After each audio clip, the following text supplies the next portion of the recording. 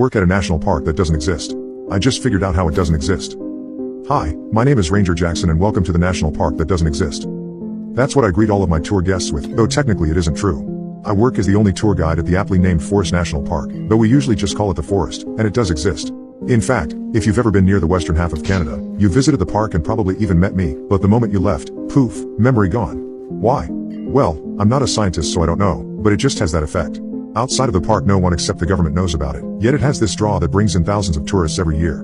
In order to keep these tourists from getting lost, they need a small group of people to live here full-time to keep things in check. I'm one of those full-timers and have been for a little over a decade now. We just got the internet here about a month ago and I've been trying to figure it out in my spare time. Well, got the internet. We've been asking for it for years, but our manager, Julie, is a stickler and only gives us absolute necessities. Once a month, Julie walks out to the edge of the park and speaks to someone on the outside with a two-way radio. Then a week later, in come the government guys with a truck full of provisions. We've tried asking them for stuff, but since the transient government guys don't remember we exist, much less our requests, it's a futile effort. Luckily, some hippie with a weird satellite dish on his van showed up.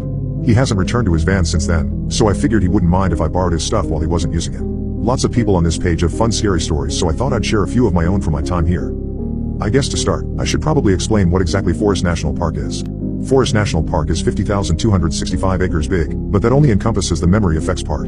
The forest proper is a circular, 5-mile diameter section that gets deeper the further you go into it. Literally deeper, as in the trees get taller, thicker, and block out more of the sun the further you go. We keep the edges cleared so we don't accidentally wander into that part. Whenever one of us goes past that point, we call it a dive and it's something I do daily. We don't measure distance traveled in there by miles or kilometers, but rather by the illuminance, or lux, of wherever you are. Actual distance gets a little bit wonky inside the forest.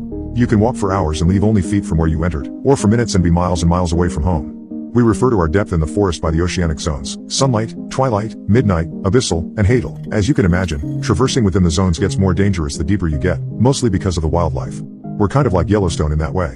The only things that are considered to be safe zones, and there are streams which run through all the zones because, for whatever reason, distance is exact and the forest is a little calmer around them. Okay, story time. I usually do my tours down the East Stream because it's the easiest to traverse, but sometimes I'll have a particularly advanced group of hikers who I feel can take on the challenge of the North Stream. Last time I did it was about a year and a half ago. A group showed up in a whole caravan of cars, dressed up to the nines in fancy hiking gear. I felt frankly underdressed in my green fleece ranger uniform and Stetson hat. They were very lively and enthusiastic, brimming with questions as I ran them through what the park was and what they were going to see. I tried showing them the well-trodden East Stream Trail, but I guess I went a little bit overboard on my showboating while explaining everything because I was immediately met with looks of disappointment.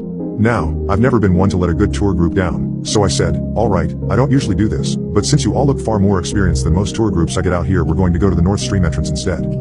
This got them excited again and we headed around the perimeter towards the North Stream. The reason why I don't usually take tours down it is for two reasons. First, it's much further away from the visitor center and I am just a little bit lazy, and second, it's a thinner, steeper stream that's much more rocky than the East. It not only increases the chances of people twisting or breaking things, but at certain points there are especially steep areas that require alternate routes that go away from the stream and into the forest. Even though the detours don't leave the sight line of the stream, going any distance into the tree line on either side is risky, even in the brighter zones. Everything was fine for most of the hike. In fact, I was having a lot of fun with this tour group. They were telling me stories from the hiking trip they were on in the Canadian Rockies. They had left out of Vancouver earlier that week and were stopping at every major hiking destination they could on their way to Alaska. One of the members of their group was someone they had met on one of their hikes and had decided to join their caravan. He was a scrawny kid, couldn't have been barely out of his parents' house, and he was quiet to the point of near invisibility.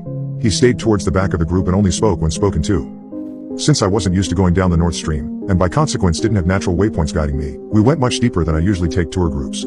I was having too much fun to notice how dark it had gotten. We were approaching another small waterfall that would require taking a detour around a tree with a trunk the width of a school bus when the kid spoke up, "Hey, can we, turn around?" He was jittering nervously and wore an expression of apprehension. I wasn't sure just how deep we were, so I told everyone to turn off their flashlights for a moment and I pulled out my lux meter. It read 0.062 lux. We were deep in the twilight zone of the forest, a whole 3 lux, or about a mile, deeper than I usually take people. "Sorry guys, we have to turn around. You all got a longer tour than those tickets are worth," I told them. The group put up some light resistance, but followed along behind me obediently. The kid no longer walked at the back, but instead right behind me. Even though we were making our way back, he seemed to be getting more scared, making whimpering noises at intervals. The forest has some weird effects on people's psyche and it was clearly targeting him. I've had plenty of people on my tours get scared, break down crying, hallucinate, even try climbing up trees to get out of the forest, so I knew this kid was on the verge of snapping. As we approached another waterfall that would require a detour into the forest, I stopped and turned to the kid to try to calm him. Just as I opened my mouth, the sound of cracking wood rang from the forest behind us. In what seemed like the same instant, the kid shoved me to the side, sending me sprawling into the creek. A couple folks ran to me and helped me out of the creek. I wasn't able to see him run into the woods in time, but I was able to stop the people who had chased after him. Once everyone was in order, we stood in silence for a long minute listening for the kid or whatever had made the noise. Eventually I said, barely above a whisper, follow me as quietly as possible, stay calm, and don't stray off of my path. A woman in the group spoke up, pointing into the forest. What about him? My main goal right now is to get all of you out safely. He's probably just ahead of us. So we walked around the falls and back to the stream, the sound of our boots crunching over detritus almost deafening over the utter silence of the forest. Hey! I whipped around and saw everyone looking into the forest. There was the kid, standing just at the edge of what our flashlights could reach. The man who had yelled was waving his arms in the air and shouting at him. Hey! Over here! Stop! Hey! Stop! I spoke above him. He turned to me, indignant. Why? He's right there? He heard you. He can follow us if he wants. I told you to stay quiet and follow me. Fortunately, he seemed to understand the gravity of my words and shut up. As we walked, the kids seemed to be following us, gradually moving closer to us as we walked. A couple minutes later, a woman in the group gasped and pointed at him.